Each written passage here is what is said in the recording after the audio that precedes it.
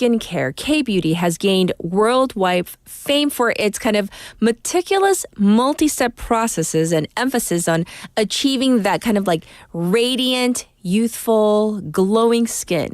But on the flip side, with a growing interest in skincare trends in general, younger people, we're talking about sometimes teenagers and even pre-teens, we call them tweens, they're diving into anti-aging products because they see beauty influencers promoting them, often without really understanding the potential harm.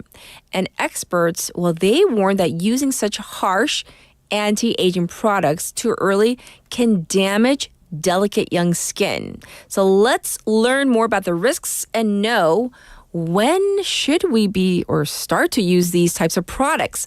We have invited to our airwaves Dr. Cheng. She's a pediatric dermatologist, pediatric dermatology fellowship director, associate clinical professor of dermatology at the University of California, Los Angeles, UCLA. So let's say hi to her. Hi, welcome to our program. Hi, thanks so much for having me. Yes. So first of all, the fact that young girls, they often turn to social media, whether it's, Instagram, etc., and they see these so-called beauty influencers using product after product. Sometimes they're promoted products. They're being paid to actually hawk these products.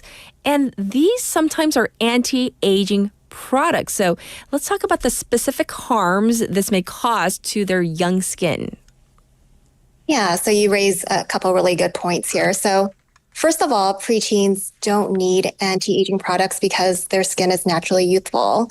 And tweens, their skin is often more sensitive to using strong anti-aging ingredients such as retinols, retinoids, alpha or beta hydroxy acids, which can cause skin irritation. And then this leads to defects in their skin barrier, which can cause dryness, peeling, and redness, and even allergic reactions. And severe reactions can even cause skin blistering or, worst case, permanent scarring of their skin. And then, as you had pointed out, another really important aspect to highlight, which is sort of more pervasive in the culture of social media, is that anti-aging products can contribute to unnecessary anxiety about appearance for these preteens. And they often look to influencers that they see on social media as trustworthy sources for skincare. But what they don't realize is that the reels or videos that they often see on TikTok or Instagram are curated. These influencers have filters, they have great lighting, their videos are edited. And as you pointed out, these influencers are often promoted or sponsored by companies. So not everything that you see on social media may be accurate. Yes. So when do you think it's appropriate for, first of all, just people, generally speaking, to kind of start using these anti-aging skincare products? Because I'm sure everybody has different skin, but generally speaking. I would say at the earliest in their 20s. I don't think that you need it in your preteens or teens at all. I would say that if an individual is already, say, on a retinoid for treatment of acne, then they can also continue that as an added anti-aging benefit into their 20s. But overall, the focus in their younger years is to establish a healthy skincare routine, and this includes sun protection, hydration of the skin, and gentle cleansing. Yeah, so speaking of sun protection and cleansing, the simple things, for children, for tweens, or for, of any age, what is the most important? The very, very basics. Can you get into that? Yeah, so I would say that there's three basic things that you want to do for people of younger skin. Number one is sunscreen with an SPF of at least 30. So this is a broad spectrum sunscreen that contains UVA and UVB sun protection.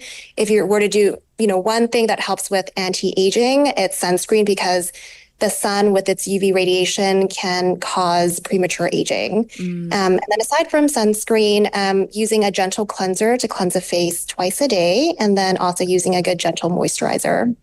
So those are very, very basic, those three things. And what are the key differences, though, between the skincare needs of, let's say, younger kids versus adults? Is there like a big difference?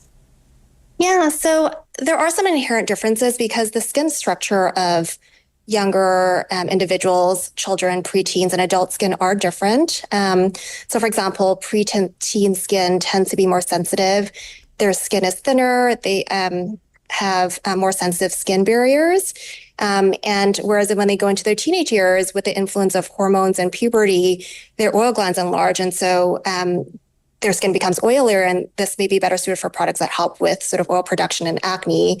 And then as you transition to more mature or adult skin, these individuals have potentially other skin conditions such as sun damage or reduced moisture retention. And so they may need products to target those concerns specifically. And so I feel that sometimes, like when you go to certain beauty stores, products, when you're looking at products, it's really difficult to distinguish, especially for shopping with or on behalf of a teenager or, a preteen.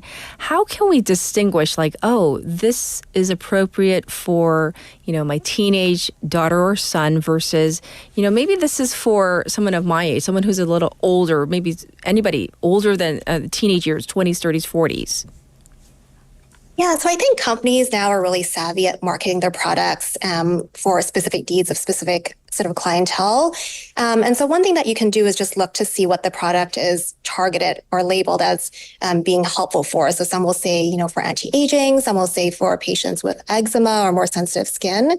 And the other thing that you can also look at is the ingredient list, which is listed at the back of the product. Yes. And at least in the United States, the FDA requirements for consumers is that you have to list an active ingredient as a separate from the rest of the inactive ingredients. I'm not sure if that's the same in Korea, but that's one easy way to tell.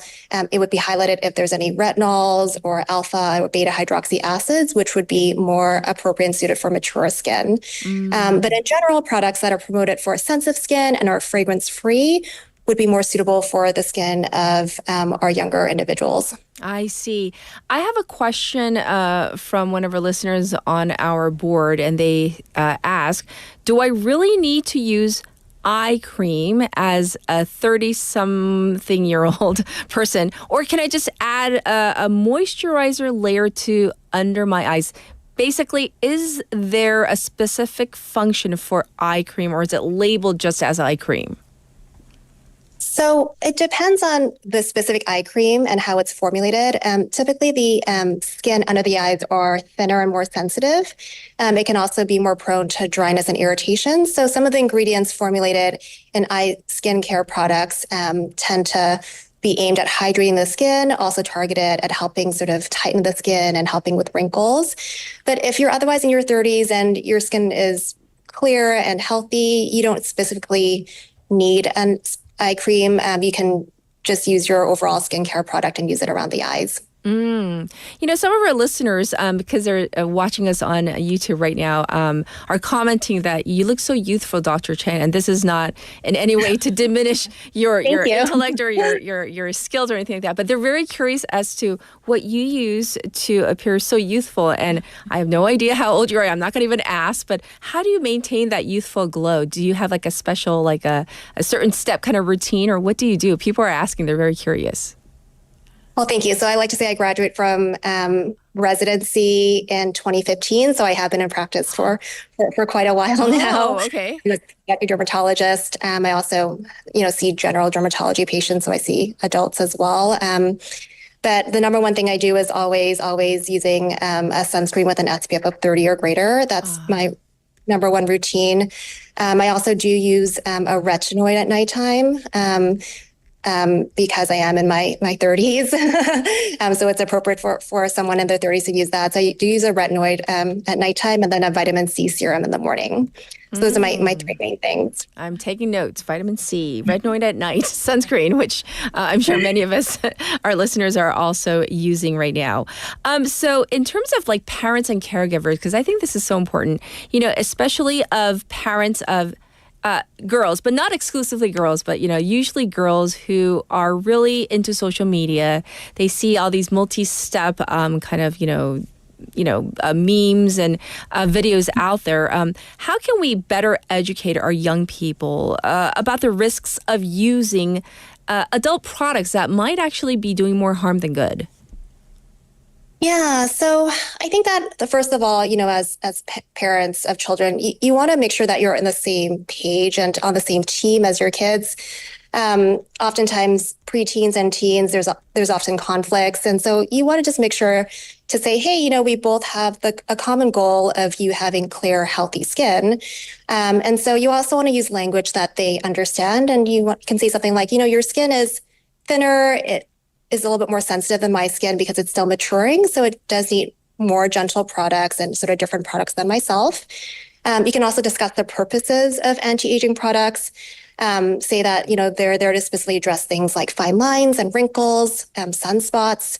And as you can see, you don't have these concerns. And so these products might not be beneficial to you. And then finally, just educating them on the side effects of these products that are in sort of more adult skincare, saying that, strong acids or strong vitamin A serums, which are the retinoids, can often cause more harm than good and can cause skin irritation, redness, and you can often just do a simple search on the internet and look for retinoid dermatitis and find photos from sort of users that have shown that these side effects. And I think finally just encourage them to be in open communication with their parents and offer them age-appropriate choices. So tweens and teens like to be in control, and they'll offer them products that they can be involved in the decision-making that's also safe for their skin. Yes, yes. And for a final question, in researching for this segment, like I went on social media and I looked at so many of these accounts where there are like steps and then there are steps. Like some of these influencers are like talking about multi-step. I mean, layer upon layer upon layer. And especially even in the K-beauty industry, there's a lot of products. I mean, are there benefits to this? Not just for like, obviously you're saying maybe it's too much for younger people, but even for an adult my age. I mean, are all of these products really that necessary? Yeah, I mean, the Korean skincare industry is the mecca of beauty products and in youthful, great skin. So, they're definitely doing something right. I do think that, there are different products that can target different skin concerns. So some of these products may help with, discoloration or dark spots. Some can help with hydration. Some can help with elasticity. So I think to a certain extent, the different layering can target different concerns, especially more mature skin. But at a certain point, if you layer too many products, one on top of another, there's only so much that a product can get through to penetrate to the actual skin. And so if you layer too much, probably the top product's not going to get all the way down to where it's going to be active in the skin. And so I think in general, simplifying a regimen can be helpful, especially if you have more sensitive skin, because products can also be irritating and can cause allergic reactions. Yes, yes. Well, I do want to thank you so much for coming on air with us and sharing all this valuable information. We have a wide range of listeners, their age also. So thank you so much for coming on air with us. We appreciate it. Thank you so much for having me. This was Dr.